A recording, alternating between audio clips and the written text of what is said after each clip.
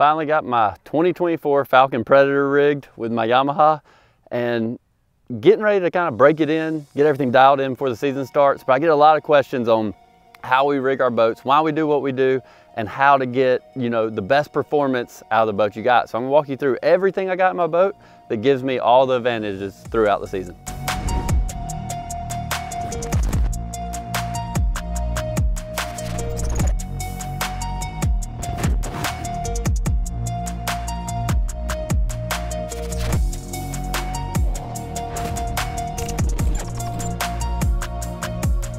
On the back of the boat, I'm powered by a Yamaha Show this year, 23 pitch prop.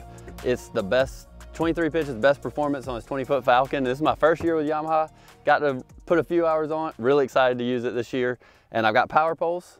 8-foot blades are something I've had on every boat since I started professional fishing. Power poles are one of those things, you don't realize how much you need them until you have them.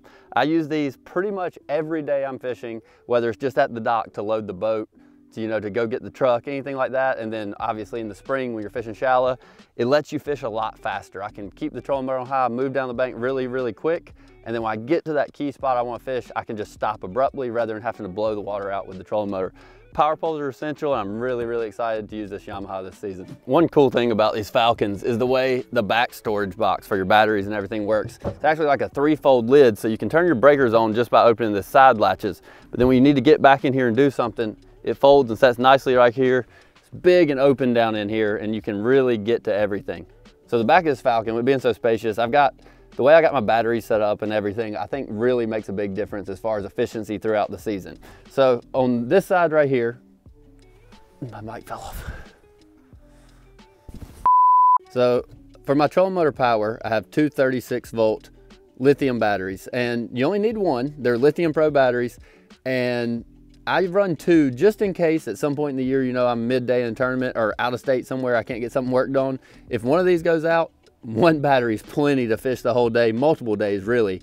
But I've got kind of a fail-safe with the second battery here. I got Sonar Pros to rig it up like this, and it just kind of gives me, a secondary reassurance of I'm gonna have power all day. So as far as my electronics and my cranking battery power goes, I'm running this 12-volt Lithium Pros battery for all my electronics. I've got my 4 Lowrances wired to this battery. It's got its own charger here that is wired with my power pole charge that charges my cranking battery and my 2 trolling motor batteries. So I actually have 2 chargers to charge all this power back here, and I have an AGM cranking battery.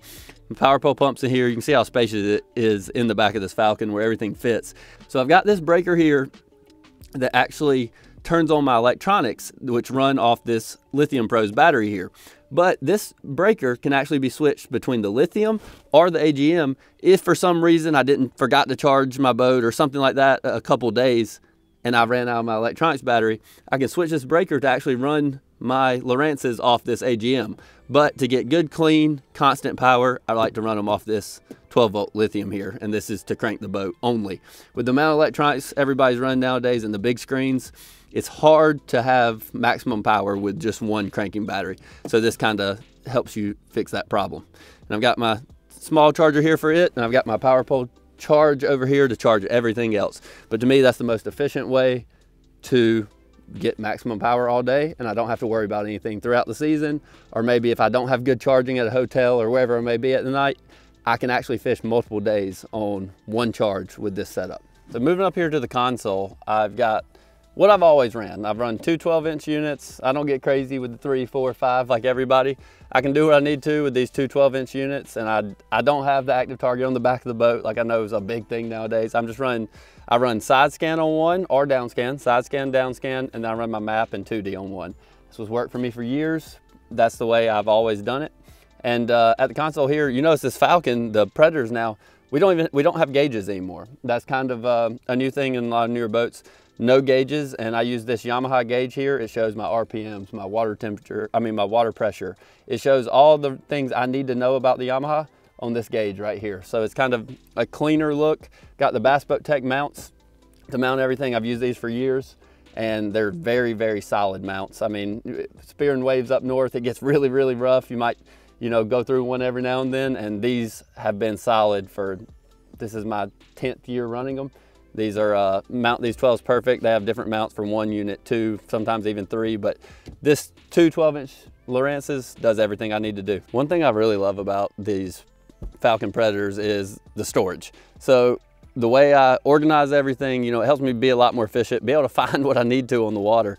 But the way I organize everything, I've kind of adapted over the years to when I switched to Falcon about how to put everything, and I know where everything is when I need it. So this box here, the very front box right in front of the console, I put all my kind of soft plastics I'm gonna need for that day there. I keep majority of my soft plastics in the back, which I would recommend anybody doing. You'll get a lot more speed out of your boat. The more weight in the back and less up front is better for speed, and maybe not hole shot, but speed. And these Falcons have great hole shot with the Yamaha especially, so I'm not worried about that. But I put my plastics in here that I'll use for that day. And then you've got a shorter rod box over here, which I put my life jackets on top in, but I will actually add and put my spinning rods on this side. Spinning rods are a pain in the butt in rod boxes, they always have been. So I'll put my spinning gear and all that on in this right-hand rod box.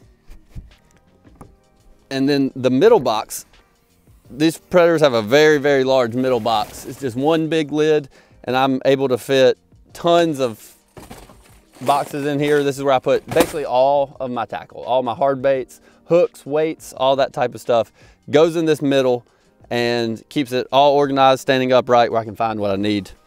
And then you've got your typical rod box over here, but what's cool about these Falcon Predators, this rod box actually opens this way. So on the water, doesn't really make a huge difference. You slide your rods over, open it, you can get out what you need, all that. But it's really, really nice because when you're in the parking lot, if I'm trying to get a rod out at the hotel, something like that, need to put a rod up, it's really easy to slide these rods out of this side. Got a couple spinning in here right now, but you can just pull your rods out this side very, very easily, put them back in, and then close it from the outside. That's one unique thing Falcon boats have on the storage system. This is my first year running the Power Pole Move trolling motor. This thing, I'm really, really excited to put more hours on it. I've gotten to break it in, kind of test it out. It's really, really unique as far as the way everything works. It's definitely the quietest and most powerful I've ran, but it is actually unique on how you can adjust it.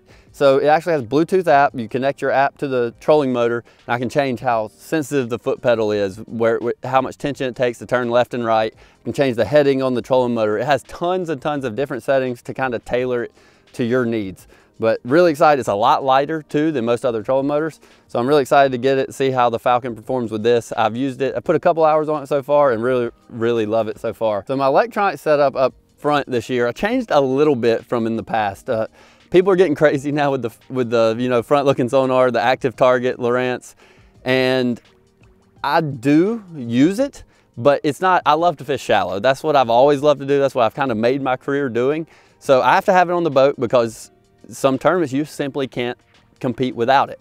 But what I did this year is I've got my typical active target right here, but I actually added a second transducer on a second active target box with the other mode on here. So what this does, this is a little more effective in shallow water when you turn the transducer like this. And I love to fish shallow, so I'm really excited to play with it more. I've got a little experience on it so far, but it allows you to see like shallow rock veins, shallow rock piles, little brush piles around docks, and you know, 1 to 2 foot of water. Whereas on active target live, it's just kind of a blob. You can't tell the layout of it, and this kind of shows more of a layout of how some of that covers position. So I'm really excited with my style of fishing to play with this mode. And I've got my typical 212s up here.